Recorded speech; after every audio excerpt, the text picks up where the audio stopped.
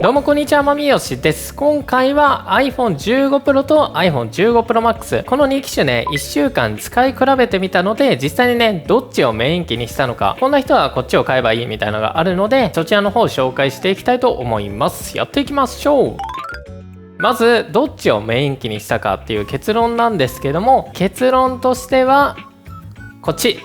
iPhone 15 Pro をメイン機として使うことにしました。で、理由に関してなんですけども、第一にはやっぱこのサイズ感かな。なんだかんだね、この 6.1 インチっていうのがこうさっと出して使えるし、握りやすいし、ちょうどいい端末になってます。で、Pro Max に関してはね、やっぱりね、ちょっとでかくて重いので、こうやってね、ポケットから出した時にちょっとね、大きいなって感じたり、あと一番ね、これきついなって思ったのが、こうやって寝っ転がりながら使う時っていうのが結構ね、この本体が重いので、やっぱりこういう時はこの iPhone 15 Pro の方が持ちやすいな、使いやすいなっていう感じで思いました。で、他にも理由があって、今回ね iPhone 15 Pro と iPhone 15 Pro Max に関しては望遠レンズ3倍と5倍差があるんですけども、そのね望遠レンズに関しても個人的には3倍の方が使いやすかったです。で、あとこの望遠レンズに関しては動画だと使われないことが多いです。特に夜ですね、夜の夜景とか、あとはちょっと薄暗い場所っていうところだと、まず望遠レンズが動画だと使われないので、その辺がねやっぱりね、このでかいやつを使ってるのに望遠レンズ使えないっていうのがちょっと欠点だなと思いました。で、あとはこの3倍レンズと5倍レンズ結構ね違いもあって、例えば今カメラまで70センチぐらい離れてるんですけども、この状態でこのね15 Pro Max を使うと、望遠レンズだとねピントが合わないので自動的にねデジタルズームになっちゃうんですけども、こっちのね15 Pro であればこの距離でもしっかりとね3倍のレンズを使うことができます。で、僕の使い方に関してはね、結構遠くを撮るっていうよりかは、こうやってねテーブルの上の食べ物を撮ったり、あとはちょっと遠くから、これ写真って望遠レンズで撮るほどちょっといい感じの雰囲気になるんですけども、そういったね用途でこう3倍レンズを使うことが多いので、個人的には3倍以上のズーム倍率っていうのはあんまり必要ないかなって感じました。景色とかもね、こう望遠で一部だけを切り取って写したいっていうよりかは、全体をダイナミックに写した写真が好きなので、やっぱりねこの15 Pro の方が合ってるかなっていう感じで思いました。カメラに関してはそんな感じですね。で、どっちかっていうとこの Pro Max 動画撮影する人よりも写真撮影する人にすごいおすすめです。写真撮影の場合はね、暗かった場合はこちらナイトモードに自動的に切り替わって、しっかりね望遠レンズっていうのを使うことができます。めちゃめちゃ暗かったらダメなんだけど、基本的にはね写真だと望遠レンズっていうのは使えます。なのでこの同じ倍率、例えば5倍10倍とかで撮った時は圧倒的にねこの15 Pro Max の方が綺麗に撮れるので、そういった写真をね多く撮りたいっていう方はこの15 Pro Maxかなりおすすめになってます。で、あとはバッテリーの持ちですね。バッテリーの持ちに関しても圧倒的に Pro Max の方が持ちます。もうプロと Pro Max 別物ぐらいのバッテリー性能っていうのはあるので、バッテリー容量とか、あとは写真を綺麗に撮りたい、望遠レンズで撮りたいっていう方はもちろん15 Pro Max がおすすめになってます。で、15 Pro おすすめな人に関してはやっぱりねこのコンパクトさ、スマホは手軽に使いたいとか、あとは iPad とかパソコン持ってるから普段動画とかはそっちで見ることが多いよとか、そういった方は Pro Max でかい画面サイズ持ってる必要がないので、こっちのね15 Pro でも全然いいのかなと思います。で、15 Pro のバッテリー性能に関してなんですけども、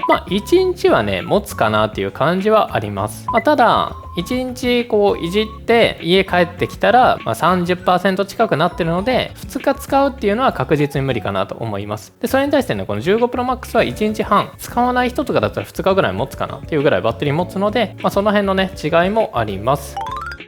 で、今回のね15シリーズ、やっぱりね一番こう恩恵が大きかったのはこちらの Type-C 端子ですね。もうこれがめちゃめちゃ便利すぎて、こんな感じでねいろんな USB メモリ SSD を買ったり、あとこれまだ紹介してないんですけども USB-C 端子で充電できる Apple Watch の充電器とか、こういったね USB-C アクセサリーがめちゃめちゃあって、いろんなアクセサリーを使えるので、その点がねかなりでかいと思いました。それこそね USB Type-C to HDMI でテレビにつないで大画面でねこの iPhone の画面を楽しむこともできるし、コントローラーをつないで HDMI をつなげばゲームをね大画面で遊ぶこともできるので、そういったねすごいいろんな使い方が今回の iPhone 15シリーズからできるようになりました。で、特に一番嬉しかったのがやっぱりねこの Type-C で接続できるメモリ類ですね。これを接続することによって iPhone 内に入ってる写真とかビデオっていうのをこっちにね移動できるので、 iPhone 内の空き容量っていうのがかなり空きました。僕128 128GB 使ってるんですけども、今までね空き容量 2GB になったり、多くてもだいたい 10GB ぐらいだったんですけども、これを使うことによって今 iPhone の空き容量約ね 60GB 空いてるので、 iPhone で写真とか動画撮りたい、だけど今まで容量がね埋まっちゃって困ってたっていう方にも今回のね iPhone15 シリーズおすすめだと思います。 128GB を買ったとしても、こういった USB-C の SSD をつなぐことによって、これ 512GB なんですけども 128GB プラス 512GB で 700GB ぐらいね使えるので、もう本当にねストレージに困ることっていうのが今回の iPhone15 シリーズなくなると思います。ただ1個だけ注意点なのは、この iPhone15 っていうのは USB2.0 なので、こういったね USB メモリを挿したとしても転送速度っていうのが遅くなるので、こういう USB メモリをめちゃめちゃ活用したい、データ移行の量がめちゃめちゃ多いよっていう人は15よりも15 Pro の方がおすすめです。ただね、寝てる間とかにこれを挿して朝までにやっておくとかいう使い方もできるので、 iPhone15 無印だからといってできないわけではないです。あとはそうだな、 USB のワイヤレスマイクつないだり SD カードリーダーつないだり、本当にいろんな使い方ができます。あといろんな SSD 紹介してきたんですけども、このトランセンドのやつ、これ概要欄に貼っておくんですけども、これはねケースをつけたままでもこんな感じで差し込めました。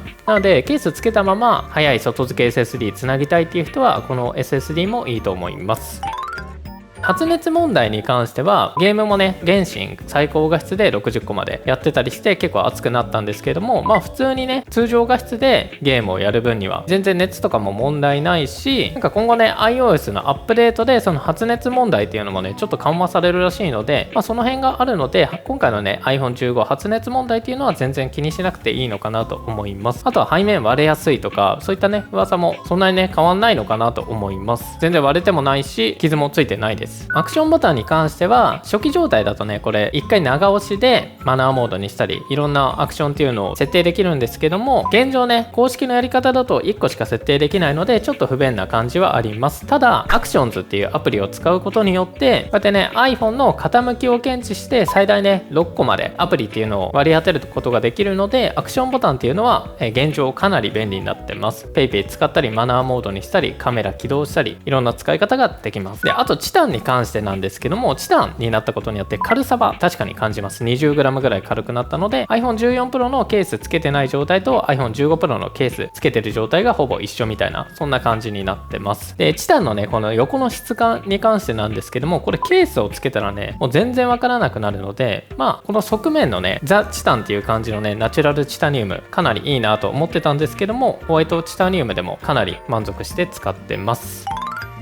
いかがでしたでしょうか。 iPhone15 Pro と15 Pro Max 実際に使ってみたんですけども、両方ともね本当にいい機種だと思います。やっぱ USB-C とかの拡張性、そしてアクションボタンの拡張性っていうのがやっぱ大きいかな。であとは軽量化、この3つが大きいかなと思います。で今回紹介したアクセサリーに関しては概要欄にリンク貼っておきますので、興味がある方、あとはね USB メモリを挿してデータの移行方法とかもね動画で解説してるので、その辺のね動画のリンクも貼っておきます。以上 iPhone15 シリーズで迷ってる方はぜひね店頭で実際に触って選んでみてください。ほとんどの人は iPhone15 で全然いいのかなっていう感じはあります。以上 iPhone151週間使用レビューでした。バイバイ。